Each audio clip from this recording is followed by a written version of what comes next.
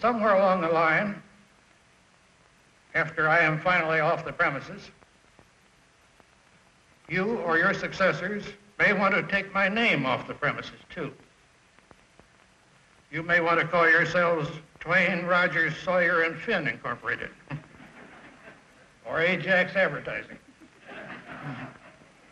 or something. That will certainly be okay with me if it's good for you. But let me tell you when I might demand that you take my name off the door. That will be the day when you spend more time trying to make money and less time making advertising, our kind of advertising.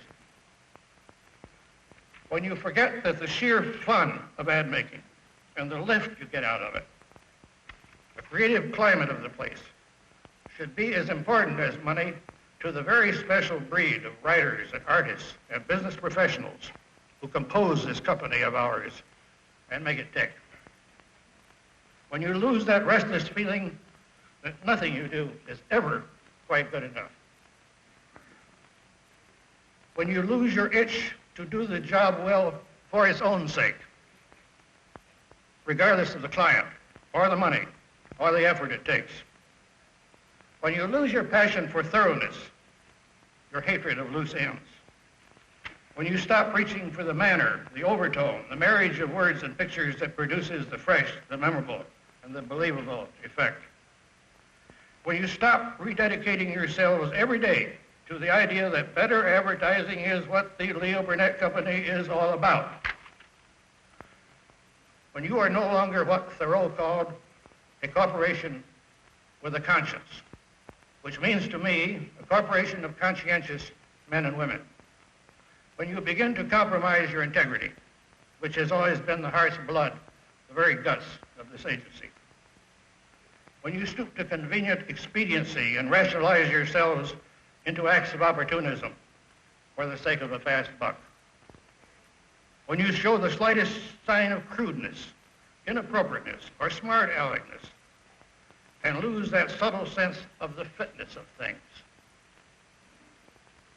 When your main interest becomes a matter of size, just to be big, rather than good, hard, wonderful work.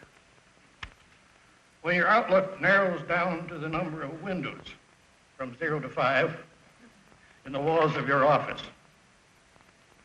When you lose your humility and become big-shot Weisenheimers, a little too big for your boots.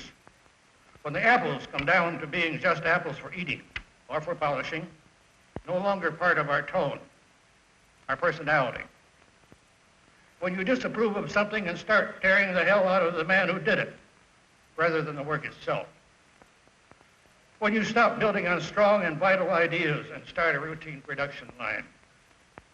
When you start believing that in the interest of efficiency, a creative spirit and the urge to create can be delegated and administered, and forget that they can only be nurtured, stimulated, and inspired. When you start giving lip service to this being a creative agency and stop really being one. Finally, when you lose your respect for the lonely man, the man at his typewriter or his drawing board or behind his camera or just scribbling notes with one of our big black pencils or working all night on a media plan, when you forget that the lonely man, and thank God for him, has made the agency we now have possible. When you forget he's a man who, because he's reaching harder, sometimes actually gets hold of, for a moment, one of those hot, unreachable stars. That, boys and girls, is when I shall insist you take my name off the door.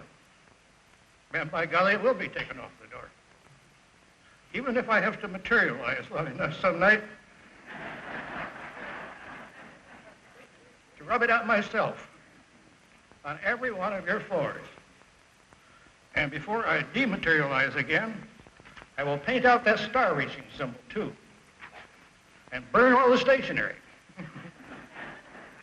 Perhaps tear up a few ads in passing,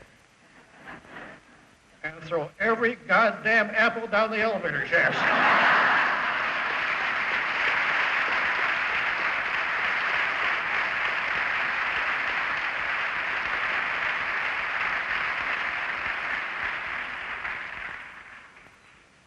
just won't know the place the next morning. You have to find